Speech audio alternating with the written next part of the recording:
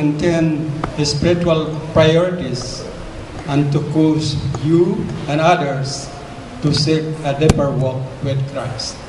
Before I proceed, let us all welcome our visitor, ang bagong silang anak ni Brother Kiko at Sister Jennifer. May you continue to commit yourself, to commit your works unto the Lord, and thy thoughts shall be established. Congratulations. Ang mensahe po na iparating ko sa inyo ngayon ay mababasa po natin sa aklat ng Lucas, Kapitulo 12, mula po sa 13 hanggang 21. At ito po ay intensyon ko na ihayag sa inyo sapagkat mayroon pong gintong aral nating mapupulot po dito. At dito ko po rin na-discover na mayroon ding punchline na ito ay makakatulong sa atin na magpapaalala sa atin lahat. Ito po, ang sabi ng ating, kung basahin po natin ito, ang tinutukan ko po ay yung verse 15, na kung saan sabi ng ating Vice Cristo, watch out, be on your guard against all kinds of greed. A man's life does not consist in the abundance of his possession. Ang tanong ko po sa inyo, at what time in your life have felt most well-off financially? Sa anong panahon ng iyong buhay na ikaw ay nakaranas ng masaganang pamumuhay financially? Kayo lang po ang makakasagot noon. And do you think it is hard? It is harder to live when you have a lot? Kung ikaw ba'y mayaman na mayaman, mahirap ba? Or it is harder to live when you have a little?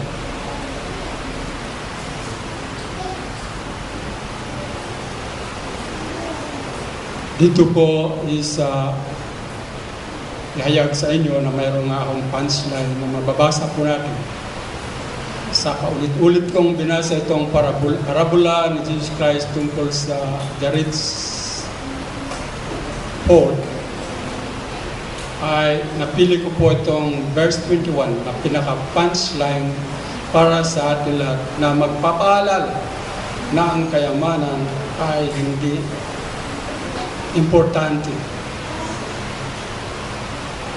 sa buhay Kristiyano because it's just a temporary. Ito po unless na kung ikaw ay masagana, ikaw ay nakagawa ng malagang responsibilidad na yun ang sinasabi ng Panginoon na you share your blessings. Ganyan, verse 21. Ito po ang pinaka-punchline sa parabola. From verse 13 to 21. Ganyan nga ang nagpapakayaman sa ganang kanyang sarili ay hindi mayaman sa Diyos. Paliwanag. So it is he that layeth up treasures for himself is not rich toward God. Sa obserbasyon ko po, there is no neutral ground in the battle of life where great issues are at stake. And what view of life is to enlist on the Lord's side. Pasukan na naman sa mga estudyante, di po ba magpa-enroll po tayo? Payo ko lang po, kung hindi pa tayo nakapapa-enroll sa Panginoon, please do so. One view of life is to enlist in the Lord's side, to live for God. Yun po ang purpose doon. To live for God, for duty, for love, for the worldwide dominion of Christ, and for personal integrity. Subalit, kung minsan our integrity often meets its match in money matters. Take note, mga kapatid, noong pa man at hanggang ngayon, hindi nagbabago ang ating Panginoon. God calls every one of us to be honest, even in small details that we could rationalize away. Warning para sa lahat, don't let your integrity slip in small matters upang it will not fail you in crucial decision either. The other way of life is to give allegiance to our own will, to set out in life with the idea that we may do what we like, living only for our perishing life. Kaya, makikita po ninyo, if someone, kung tayo ay marap, if we face with great inconvenience sa buhay po natin, we often are tempted to compromise our integrity. At naniwala po ako dito, I believe the nation will live because of the integrity of its people. And it will die because its people have lost their integrity. Marahil, panahon na upang magbago. Changing conditions demand changing methods. And to hold to outgrown methods because of a loyalty to an irrelevancy destroys our integrity and encourages a lie. Kasinungalingan. Sabi niya, wala kaming katulong. Kami nagtitipid. Hindi kami nagdaraos ng party.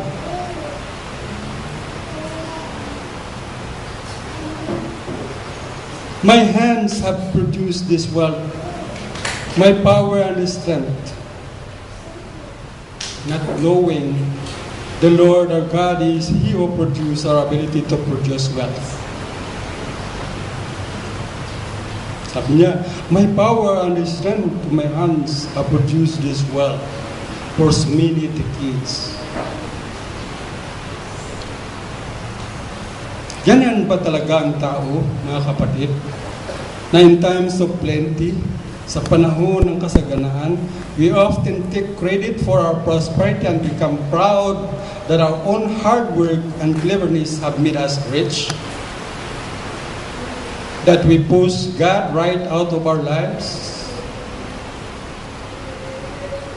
Remember, mga kapatid, it is God who gives us these things to manage it for Him.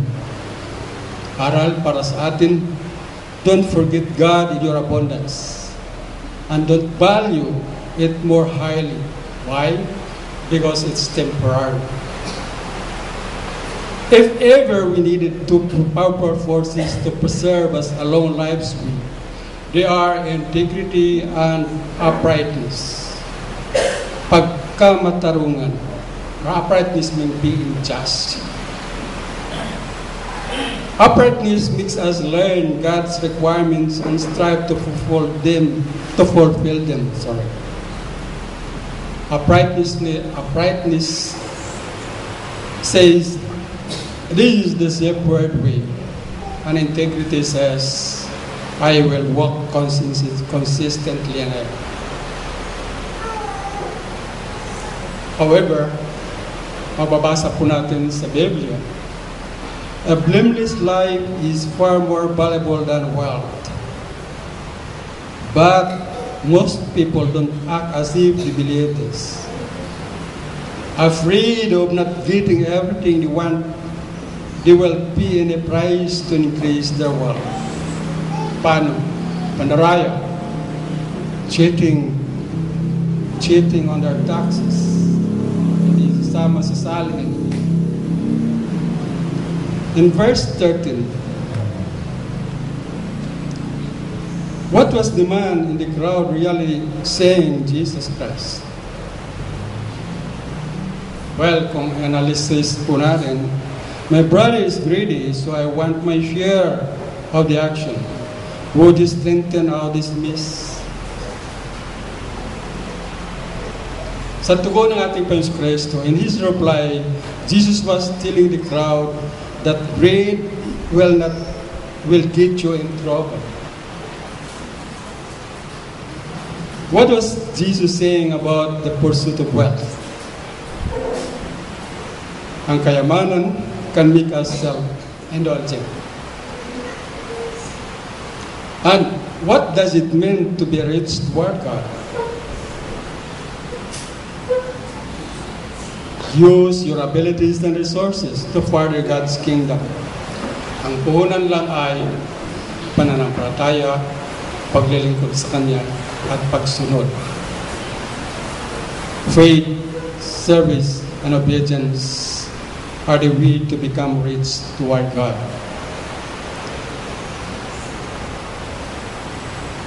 Isipin natin, if Jesus commented on your view of wealth today, what do you think He would see? Again, if Jesus commented on your view of wealth today, what do you think He would see? Ano ang dapat sabihin ng Panginoon Kristo? Sabi niya, you have so much but you are spiritually bankrupt. Because you are grabbing for it all but missing the true meaning of life. If you don't mind, mga kapatid, sa anong dahilan, why do we save money? Well, for retirement, to be secured, but Jesus challenges us to think beyond earthbound goals. The prosperity we long for is captivating. It can both entice us and enslave us if our motives are not in line with God's desires.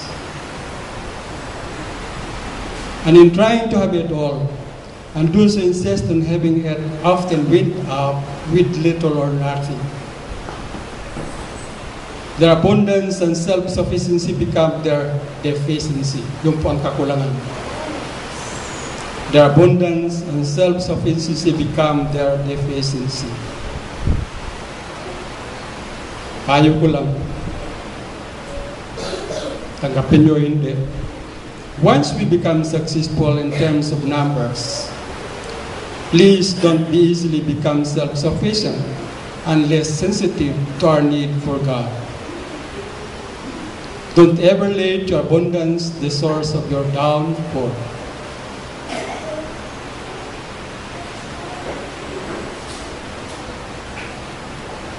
By the way, ito ang mahalaga. How would you be like to be remembered?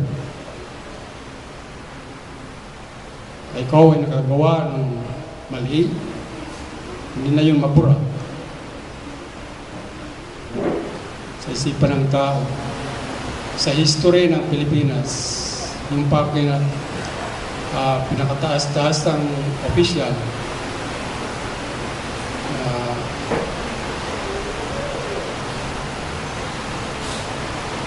by the way, how would you like to be remembered? As the one who had a lot, pero greedy ka? As the one who enjoys what you had? Or as the one who gave a lot to cover up mistakes? Or as the one who give it all to be rich toward God? Ako ang inyong tatanungin, piliin ko yung panghuli. As the one who lost it all to be rich in God. Practical. Mamatay mo ako, hindi ko madala yan. What is important is yung bunga na yung pagsisikap ay mayroon kong naitanim na dapat maalaala ka kung wala ka na dito sa mundo ito. Hindi yung maalala ka, yung masama ka. No way.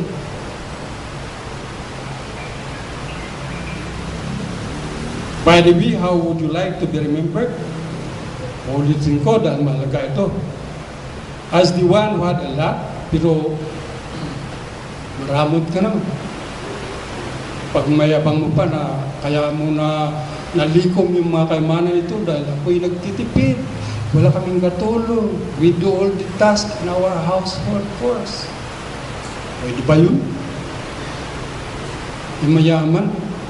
Maalala ko nung ako'y nagtatrabaho pa sa Ayala. Yung mga condominium na yan, every month mayroon silang party. And we cater that. Alam ko, pero dapat hindi tayo magsisinungaling. Ano po? Nung before trial nga nagpa-party pa sila, nagmamas pa nga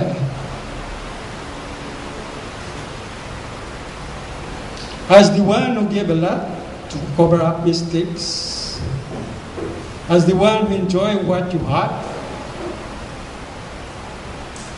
walang pakialam.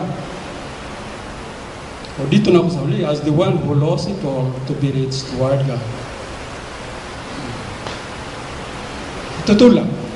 Sa istorya, sabi nga dito kanina, old story. This is the old story of Jesus Christ tungkol sa parabola ng rich fool. The rich man in Jesus' story died before he could begin to use what he has stored in his big barns. Imagine that. Itago mo sa ibang bansa para lang, kumamatay ka, ano?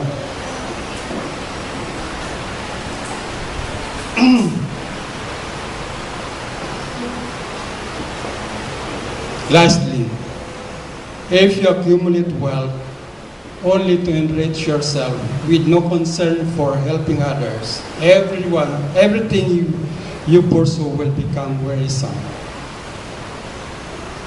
Ulitin ko, mas maliwanag. If you accumulate wealth only to enrich yourself with no concern for helping others, everything you pursue will become wearisome. Problema yan. Pag-awayan pa ng mga pamilya. Di ba? Doon nga sa kaso niya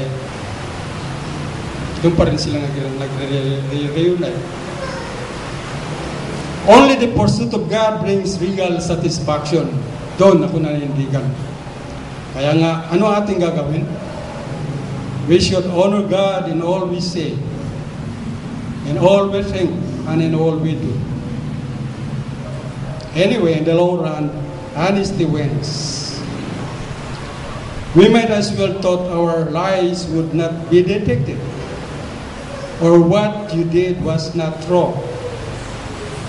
Sa mata ng Diyos, sa mata ng tao, lalabas din yan. Utot na utot na.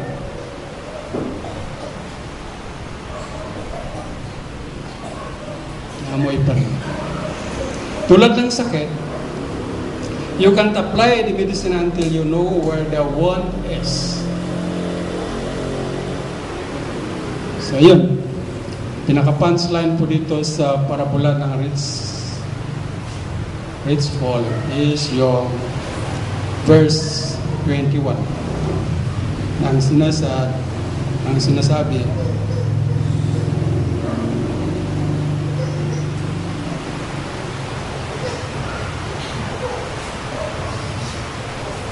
basahin ko na lang.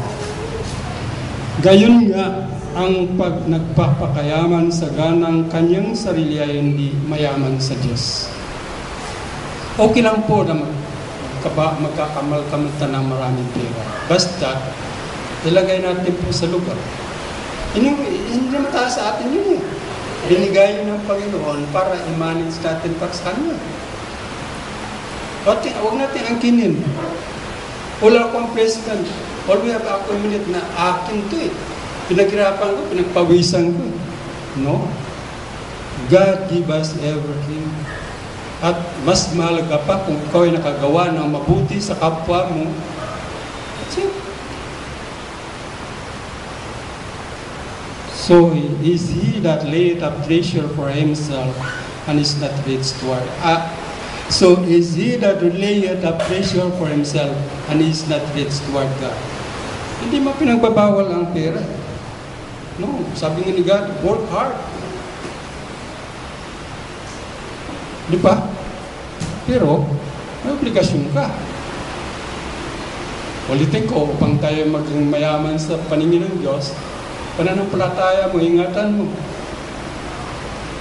Manalig ka sa Diyos, yung totoong Diyos na hindi nakikita, hindi yung manalig ka doon sa gawa ng tao. Maglilingkod ka, mga kapatid, at sundin mo kung anong sinasabi dito. Yun po. Ikaw ay magiging mayaman sa Diyos. Maraming salamat.